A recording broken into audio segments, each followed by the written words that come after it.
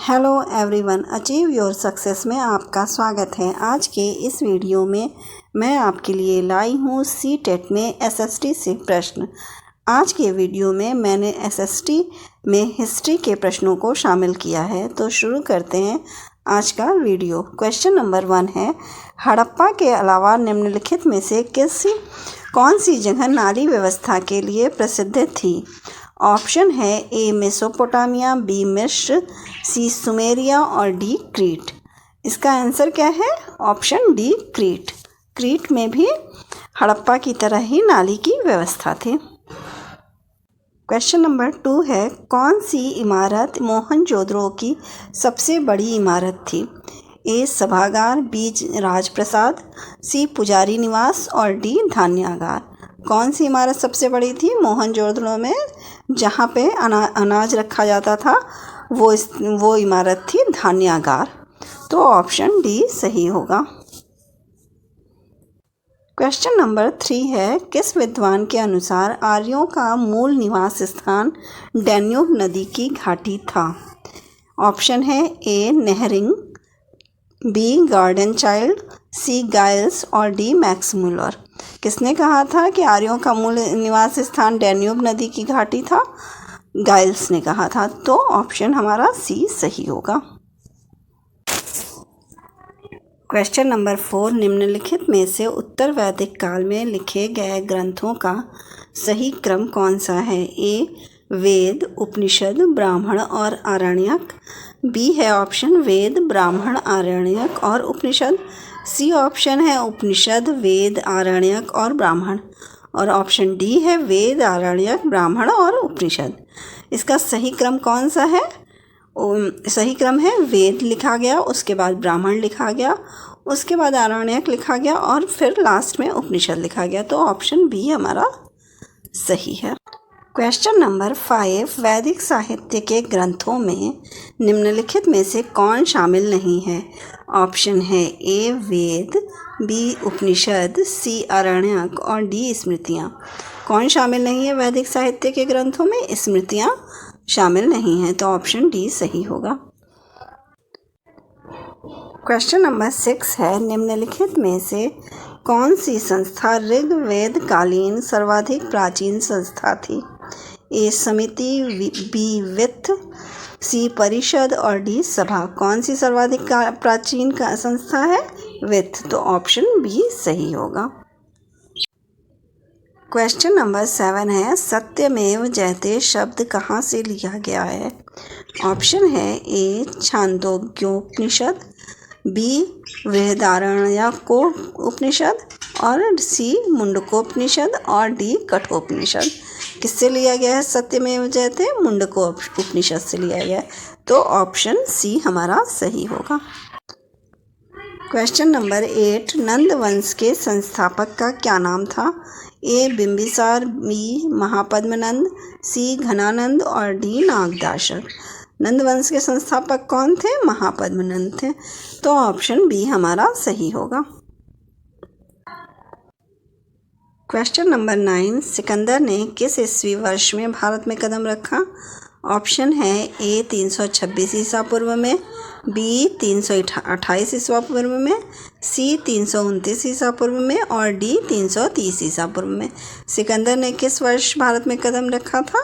326 ईसा पूर्व में। तो ऑप्शन ए सही होगा। क्वेश्चन नंबर 10, निम्नलिखित वंश तथा शासकों के जोड़ों में असत्य मिलान बताएं। ऑप्शन ए बिंबिसार हर्यक वंश का, बी काकवाण शिशुनाग वंश का, सी अजातशत्रु नंदवंश का, डी उग्रसेन नंदवंश का। इसमें क्या असत्य है ये बताना है। तो बिंबिसार हर्यक वंश का था, काकवाण शिशुनाग वंश का था और उग्रसेन नंदवंश का था, जबकि अजातशत्रु नंदवंश का नहीं था। ऑप्शन सी सही होगा। क्वेश्चन नंबर 11, पोरस का राज्य निम्नांकित में से किस क्षेत्र में स्थित था? ए सिंधु तथा झेलम के मध्य, बी कश्मीर तथा गंधार क्षेत्र में, सी झेलम तथा व्यास के मध्य और डी व्यास तथा गंगा नदी के मध्य। कहाँ पे था पोरस का क्षेत्र? तो ऑप्शन सी सही है, झेलम तथा व्यास के मध्य। क्वेश्चन नंबर 12, जनपदों के मध्य सदैव संघर्ष रहने का प्रमुख कारण क्या था? ऑप्शन ए सीमा विस्तार की लालसा, बी एक केंद्रीय शक्तिशाली राज्य का अभाव, सी साम्राज्यवाद की प्रवृत्ति, डी जनपदों में पारस्परिक प्रतिस्पर्धा। जनपदों के मध्य जो जनपद थे उनके मध्य संघर्ष का प्रमुख कारण क्या था? एक केंद्रीय शक्तिशाली राज्य का अभाव। कोई एक केंद्रीय शक्तिशाली राज्य नहीं था जिसके कारण जो है जनपद आपस में संघर्ष किया करते थे। क्वेश्चन नंबर 13, महाजनपदों में किस प्रकार की शासन प्रणाली थी? ए सामंतवादी, बी राजतंत्रात्मक, सी कुछ में राजतंत्रात्मक और कुछ में गणतंत्रात्मक, डी केवल गणतंत्रात्मक। तो इसका सही आंसर क्या है? महाजनपदों में किस प्रकार की शासन प्रणाली थी? कहीं पे राजतंत्रात्मक थी और कहीं पे गणतंत्रात्मक थी। तो ऑप्शन सी सही होगा। क्वेश्चन नंबर 14 है, निम्नलिखित में से किसने सर्वप्रथम भारत में प्रारंभिक गणतंत्र की रचना की? ए लिच्छवी ने, बी शाक्य ने, सी उपयुक्त दोनों ने और डी उपयुक्त में से कोई नहीं। तो किसने की थी प्रारंभिक गणतंत्र की रचना? लिच्छवी और शाक्य दोनों ने। तो उपयुक्त दोनों ने होगी। ऑप्शन सी सही होगा। क्वेश्चन नंबर 15 है, सिकंदर के आक्रमण के समय मगध का शासक कौन था? ए महापद्मनंद, बी शूद्रक, सी कालाजित और डी धनानंद। कौन था? ऑप्शन डी घनानंद था। जब सिकंदर ने आक्रमण किया उस टाइम घनानंद मगध का शासक था। क्वेश्चन नंबर 16, निम्नलिखित में से कौन सा बौद्ध प्रतीक बुद्ध के जीवन की महान घटनाओं से संबंध नहीं है? ए कमल और सांड, बी अश्व, सी भिक्षाटन का पात्र और डी स्तूप। कौन सा नहीं है? ऑप्शन सी भिक्षाटन का पात्र जो है वो महान घटनाओं से संबंधित नहीं है। क्वेश्चन नंबर 17, निम्नलिखित का मिलान करें। सूची 1 और सूची 2 दी गई है। ऑप्शन 1 में लिखा हुआ है, सूची 1 में विशिष्टाद्वैत, द्वैतवाद, शुद्धाद्वैत और द्वैतावाद। और सूची 2 में लिखा है रामानुज, निम्बार्क, माधव और विष्णु स्वामी। नीचे कूट दिए गए हैं, उससे हमें मैच कराना है। तो पहले हम मैच कराते हैं यहाँ पर। तो हमारा जो विशिष्टाद्वैतवाद है उसका वो किसने दिया है? रामानुज ने दिया है। तो ए का पहला। बी द्वैतावाद को किसने दिया है? माधव ने दिया है। सी शुद्धाद्वैतवाद को किसने दिया है? विष्णु स्वामी ने दिया है। और डी द्वैताद्वैत को किसने दिया है? निम्बार्क ने दिया है। तो हमारा आंसर क्या होगा? 1 3 4 2। जिस ऑप्शन में 1 3 4 2 होगा वो हमारा सही होगा। देखते हैं 1 3 4 2 किस में है? ऑप्शन सी में है। तो हमारा आंसर होगा ऑप्शन सी।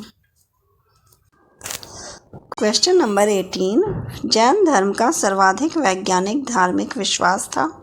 ए शारीरिक सहन शक्ति एक मानसिक लक्षण है, बी सभी जीवित जीव एवं निर्जीव अजीव वस्तुओं में जीवन है, सी सभी पाप व्यक्ति के मन में उत्पन्न होते हैं और डी प्रकृति के चक्र में विश्वास। यहाँ पर जैन धर्म को सर्वाधिक जो धार्मिक विश्वास था वो किस में था? कि सभी जीवित जीव में और निर्जीव जीव दोनों में ही जीवन है। तो ऑप्शन बी सही होगा।